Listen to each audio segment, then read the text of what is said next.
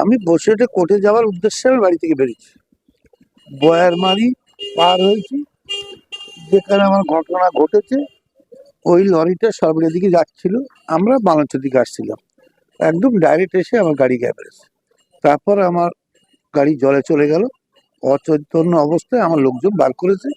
এখন এই কথা বলতে পারছি, কিন্তু এটা কি ব্যাপার, কি বৃত্তান্ত নিচ্ছে, প্রশাসন তার তদন্ত করছে।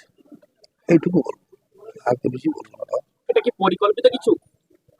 অনুভব করছি, কিন্তু এটা প্রশাসন সেটা ভালো পরিষ্কার করতে পারবে। আপনি কি যাদের বিরুদ্ধে পড়ে যাচ্ছিল তারা এমনটা করেছে বলে মনে হয়? এখন না জেনে কি করে দুম করে কাউকে বলবো, সেটা খারাপ দেখায়। বয়সের সমঞ্জস্য কাউকে মিথ্যে অপবাদ না দেওয়াই ভালো। এটা জানি না যখন, সেটা আমি বলবো। অ্যাক্সিডেন্টটা কোথায় হয়েছে? বয়ারমারিটা পার হয়ে এসে ওই 1 কিলোমিটার আগে, ওখানে বাঁ সাইডে তালতলা, তাল কলুপাড়ার মাঝখানে, বয়ারমারি কলুপাড়ার মাঝখানে।